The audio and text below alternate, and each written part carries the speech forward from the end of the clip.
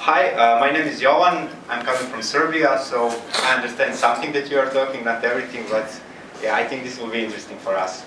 So first question, how many of you have heard about Management 3.0? Wow, nice. I'm impressed. Have you ever tried some practices or stuff like that? That's why we're here, basically. Nice. So you'll have opportunity to do that. And before we start, I need to ask you one thing. So please move around and sit with the people who you don't know. I will trust you that you will do that. Okay, so the first thing that we are going to do, and which is important for Management 3.0 and for new view of organization, is to build connections. And there is one story which Jürgen Apello tells a lot, that we in software development are talking a lot about co-located teams and working together. But the thing is not about being like far away from each other in terms of distance. The thing is that we are emotionally distant from each other. And you'll now have a first exercise. This is going to be to create personal map. I wanted to create one for myself, but we were a bit late with those material that you needed, so sorry for that. I will introduce myself more during the talk, so you will hear more about me. This is basically how personal map looks, and you will have all the freedom to create one for yourself. You have those white papers, you have markers, so use that and create something like this. So your name in the middle, then what are your values? Choose 3 of them. What are your goals? Where do you live? What's your education? What's your work? How it looks? What are your hobbies? What's your family? Who are your friends? And when you finish that, you should introduce yourself to the person that you don't know with that map. Try to find what are the common things. Try to find what are the different things between each of you. We'll have 20 minutes for this exercise, and I will just move around and approach to all of you. So as a first thing that you need to do is to create this map, and you'll see the rest. If you have questions, please. Yeah? Do we have to talk only to one person, or if we have time, we can like move around? Yeah, if you have time, move around. Should we touch the specs of stuff? No, that will be later. So all those things that are on your table, we'll use them later for some other exercises.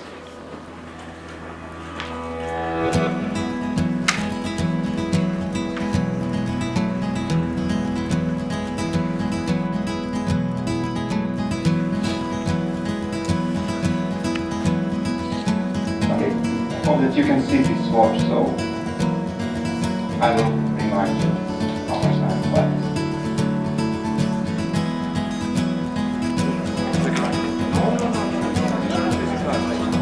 Just tell about myself.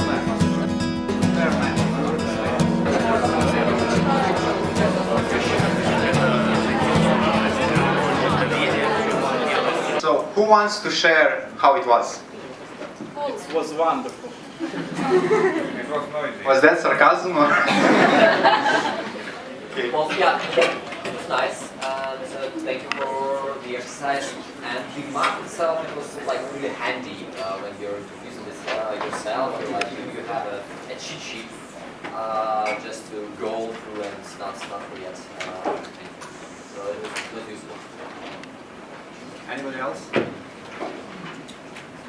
Do you have idea how can you use this at work?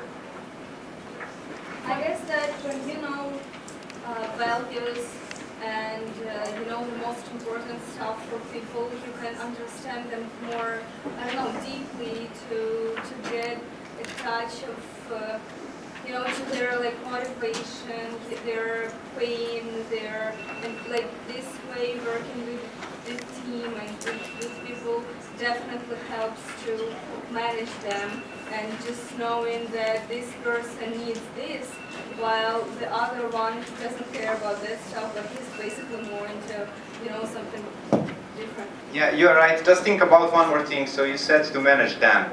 But this is also about creating a relationship with those people. So I think that we are in, let's say, in similar culture, Ukraine and Serbia, I told everybody here that I feel like I'm at home here.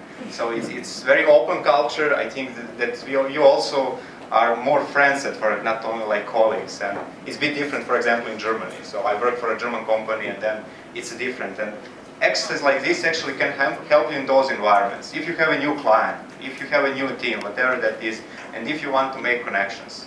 If you know about that 5 dysfunctions of team model, if you don't know, Google about it. But first thing is to build trust.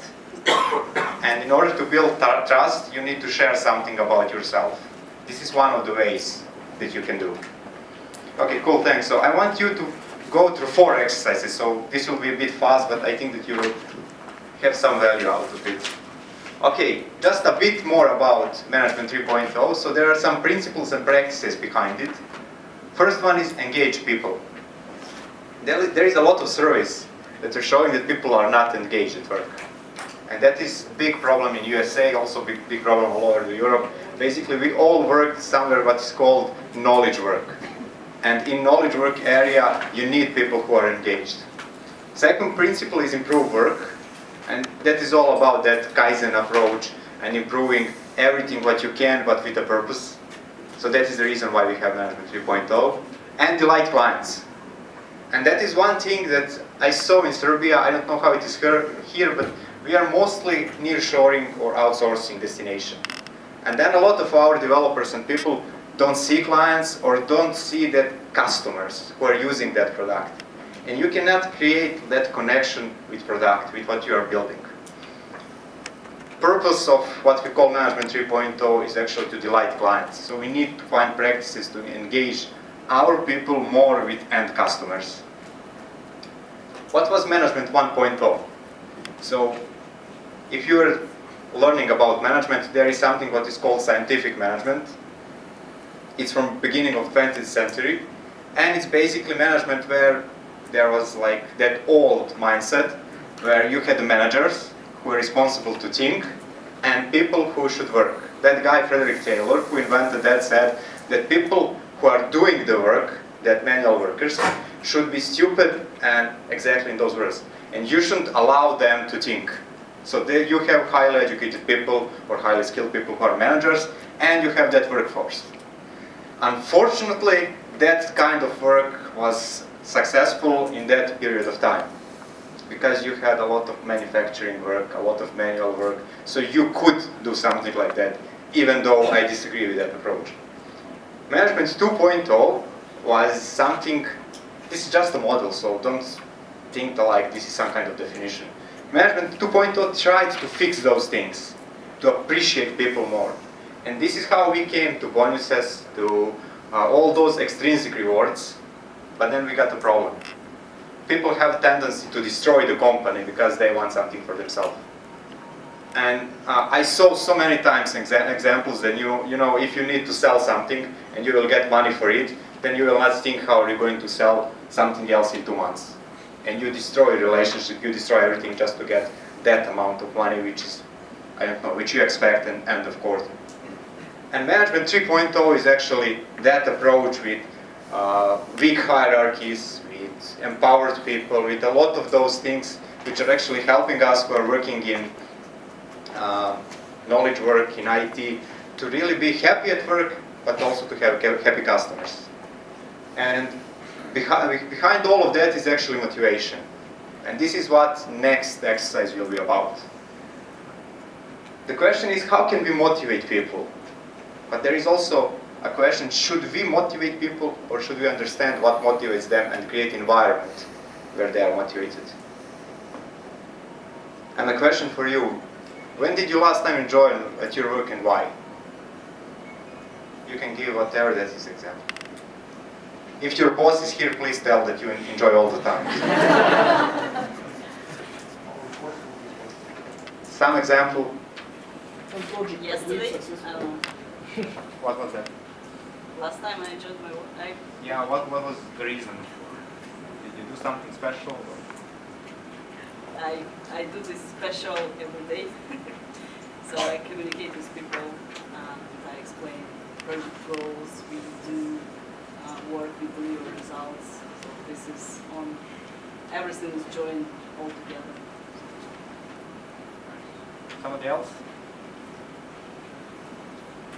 Yesterday, I enjoyed my work because I was preparing the lecture for my candidates, and I used the knowledge that I got in the ISAM, the conference I attended. So it was very interesting and special for me. Okay, you? Yeah, I enjoyed my work when I sat next to my boss, and there were no people in between us who were distorting his decisions. So it was fun. Wow, nice. You can see that different people have different things that makes them happy. And this is all about. We are all different. And we should find a way to work in that environment. And this exercise with Jamfrogs, it's a model. You have all those moving motivator cards. You will use them like this. So I took 4 things that are most important for me at work. And I will place them from left to the right, from most important to least important thing. So for me personally, it's important to have a goal at work. This says, my purpose in life is reflected in work that I do. When guys invited me to come here, I was really happy, because I like to share my knowledge with people. And I don't see that only as a work, but something who I am. Second thing is mastery. So for me, it's important that I can grow at work, that it's a challenging environment, that I can grow all the time. Relatedness, so without it, I think that I wouldn't work with the people. So it's important with whom I work. For example, for me, it's specific that I like to work with people who are having sense for sarcasm. For me, that's one of the most important things. And if you are like that, we'll easily work together. And third thing is curiosity. There is a lot more, but these are 4 most important things for me. And now, what you should do is to create that map for yourself, or that order. So, most important thing,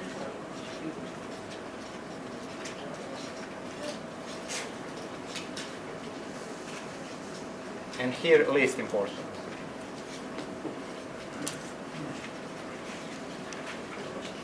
Okay, like this. So, in this direction. When you do that, just do that. All of this. Yeah, they told me that they can hear me. So it's easier. Just for Yeah. information. When you do this, and do that in one line, try to discuss with someone who is with you about motivation. What motivates you, what motivates him, how he understands this, but leave all those things in a line, because we will do one more thing regarding this. So place them in one line, in an order of importance for you, and discuss that with your colleagues. Not something what motivates you to remove that out.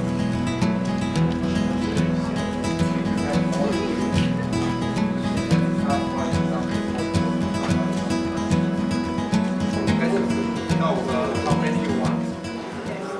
What's the topic? No, you didn't get it. No, I just asked, did you still talk about this motivation or about football games? Okay. Motivation to talk about football. That's also good. Okay, so it's enough. We'll go with the second part. And basically, the problem in organizations is how people react to change. So you have now your motivation. You know what motivates you. You discuss the people. Now imagine that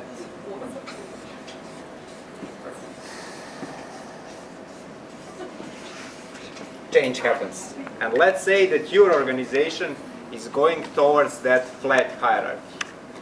So if you are project managers, you are not managers to those people. You need to facilitate conversations, whatever that is. If you are, I don't know, software developer, maybe you are more empowered to make decisions. And so imagine that that change happens in your company. You cannot influence will it happen or not. You are just becoming that flat hierarchy. How will this impact your motivation? So if it is going to be good change, move this up. If, for example, you will not have so much influence on your career, then maybe your mastery will go down. And do that with all important motivators for you. So imagine it's flat hierarchy. You cannot give orders to everyone, whatever that is.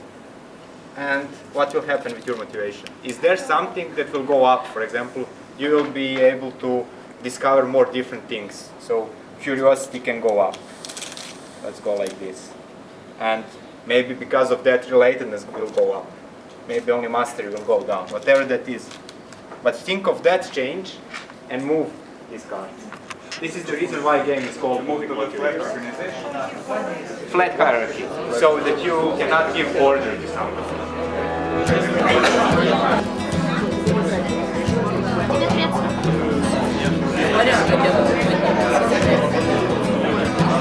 This is just one of the models how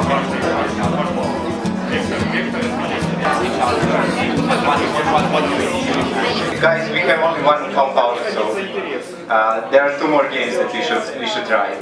So, thanks. Before we continue, could you please give some kind of reflection how that was to play this game, to talk with people about things that are motivating them? Wonderful. Different people see the situation from their side. It's very interesting.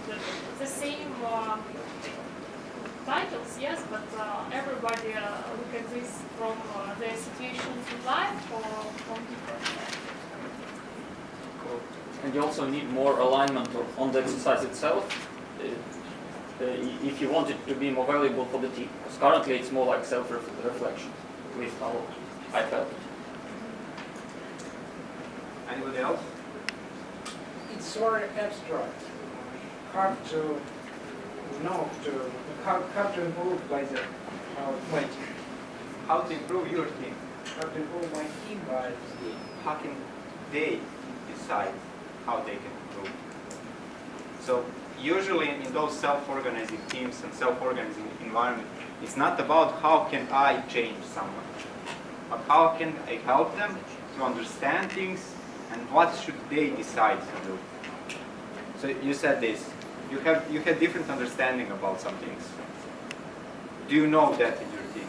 Do you know what is the most important thing for everybody in your team? And can you create environment where maybe some people are not good fit for that team? If someone wants mastery and works on some job that is repetitive, can you change something there? If you can influence that. Could you give me one example where can you use this game? Or when? So, to sustain good growth of the company, we have to create a map of career ladder of each piece of stuff of each piece. So in this way, it will help you to understand how you can motivate your staff, how you can promote them, what is his goal in 1 year or two, and build some milestones on this. Yeah. This is interesting, actually. We have people in the company and they are pieces. Yeah. Point of management 3.0 like is big jigsaw. difference. Any piece of jigsaw make a whole picture of the company. Yeah, I understand. It's okay. Yeah, one of the things where you can use that if you have retrospectives. So you have one new topic to discuss in your team. That is the first thing. And second thing, how can you use this when you are forming new team? So I don't know, did you think about that approach? It's okay when you work together for 6 months, for a year, people know each other. But what about when you are starting a new team? What about coaching? What about coaching? What Does about it help coaching? coaching? Yes. Yeah, it helps, of course. This is just one of the games that can be used. So it's not that you must, you don't have to use this. So if you see opportunity, So not use only this game. building your teams, but also coaching. I agree. Yeah. And it's useful for introduction of changes. Maybe it's the primary purpose. It can be useful for that. It depends. So when I play this in my team, and we are virtual team, so basically I use Google Hangout for it. It really helps. So just imagine, I don't know, do you work in that kind of environment where you have part of the team here, part of the team in some other city? So you don't have opportunity to talk often about it, about what motivates people. And it's opportunity to get everyone together around one topic. Okay, let's continue. How do you delegate? So this is one of, let's say, most important jobs of a manager. At least you will see that in all job ads. Everybody is talking about delegation. How actually you decide how much power you are going to give to someone? Any example? Give them little first, then as the person grows, give them more, and then guide them along the way. And just this, how you do it. Is this the only way? I'm sure it is. Yeah, I'm just asking. So That's what I know so far. It depends whether the person wants to receive new task and whether he is inside the process. If he's inside the process and he wants to develop his new skills, he like agreed to be delegated by something. okay, and let's imagine that you are starting a new project, that you are organizing this conference, and you have a team. Somebody needs to go and pick speakers. Somebody needs to come here and check this room. You have a lot of things to do, and you are like person who invented this conference, who are, let's say, responsible for it. So how would you decide, do you want to check something, or you tell this person, okay, you just do it? Ask them first what they want. I think it depends, first of all, to show the people the purpose why we do all this, and feel that your team is really wants, for example, to create this conference and to organize this conference, and then from your past experience, you know that, for example, each person has his strong sides. For example, someone is better for communication with some suppliers or something, and then just delegate according to what they do best. But that's not the conditions you mentioned, We'll come to that, Because yeah. it's like, you are given random 10 people. You haven't What, ever met them. if you're an organizer of conference, you can. Maybe you have No, you can, yeah, but let's say you Then have. yes, you can ask about his past experience. Let's start. Okay. Too many people at the same time. Too many groups. Yeah. It's just, if you have 10 people, obviously you're gonna have some interviews, so you will see their level of enthusiasm, what are their goals, how they want to help you. So at first you can just try to give them some tasks and see how it goes. Obviously you're still monitoring, you're still supervising the whole procedure. Okay. You want something? Yeah. Yeah, I wanted to say about needs, maybe a brief introduction to get skills and maybe to discuss what kind of interest each person has, what kind of technology he wants to work with, what kind of task he done before, and of course need to give some time to try to complete each task and see who is more advanced with each part of the project, and then decide maybe to switch between responsibilities. Just one remark. Also, the approaches depends on the lifetime of the team. If you are talking about conference, it's just like several weeks of preparation, and then the team will not exist more. But if it's a long-term team, that's why we need to use different approaches, like finding out their motivations, their interests, their developed skills. But if we have lack of time and this is a temporary team and we need to achieve goal, just like on 11th of June we need this conference organized, then the approach may be like more directive. Like we will not spend too much time with people discussing what you like, what you want. If we have time, it's great to do so. But if we have no time, but we need a result for special deadline, the approach may be more strict, more directive. That's my point of view. Okay. To sum this up, basically, I have a feeling that everybody is talking about, I decide and I tell people what to do. That's okay. There is one model created in Management 3.0. There is a 7 level of delegation. You will try this. First one is, I will tell people what to do. So it's just my decision. For example, this conference is going to be in this hotel. I don't want an input for them. I will just tell them. Second is, I will sell them. So In that situation, you are a decision maker, but you want to sell your idea to the people. It would be great to have one-day conference, and I want to explain you why.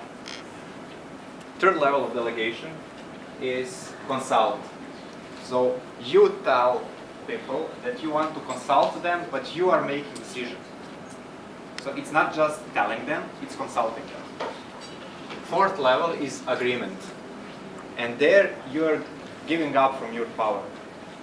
If you make decision that you will agree, then you are not the person who is telling them what to do. Fifth level is advice. That means you will decide, but you need to ask me for advice. So let's say what are going to be main meal here, whatever. So I will give you to decide that, but ask me because maybe you forgot that there are people who are not eating meat. There are those people. So it really depends from how do you approach. Sixth level is inquire. And that means you can decide, you don't need to get advice from me, but I will come back later to you to ask you how it went. Nothing else. I'm just interested to know how it went.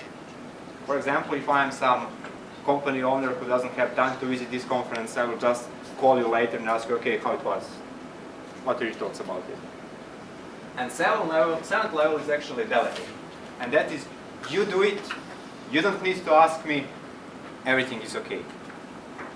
And now we will have a game. Something like this. So you will have those 7 levels of delegation. I hope that you can see them. Okay, I will write them down here. I will give you paper.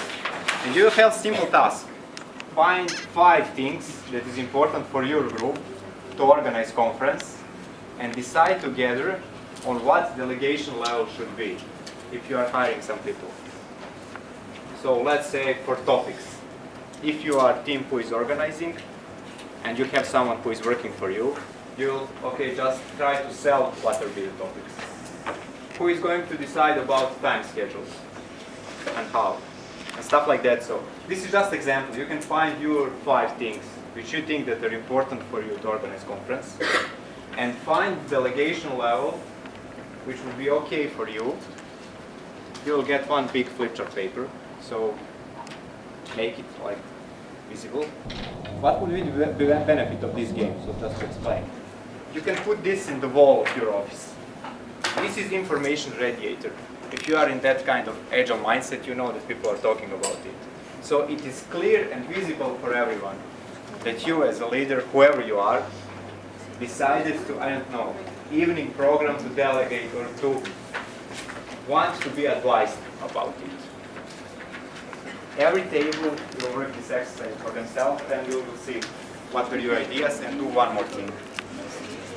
You will get flip chart papers and use markers, so make this matrix visible.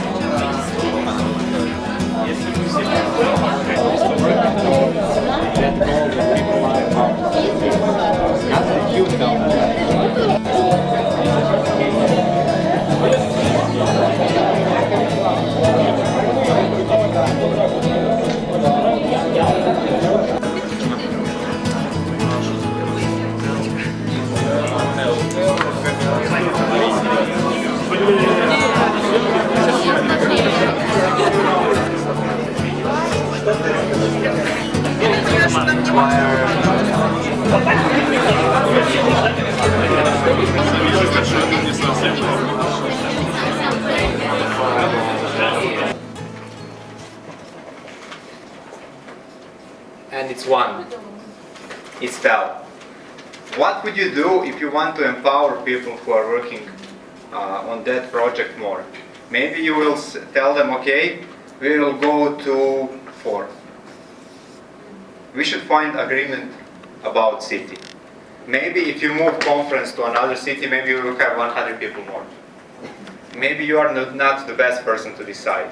So second part of this exercise would be to find the ways how to give more power to the people.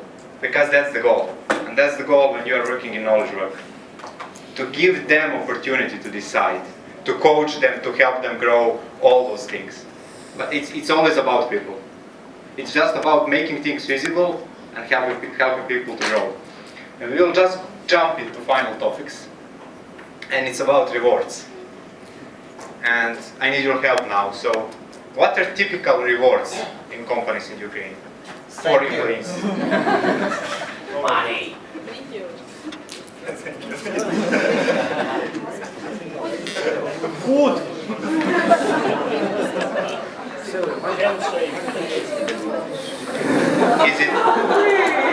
Is it like thank you to your colleague and no one knows about it? Or you have some public ways? Public thank you, yeah. Like retro scrum or something like that. Or maybe an official mail with thank you to all guys who participated in the organization.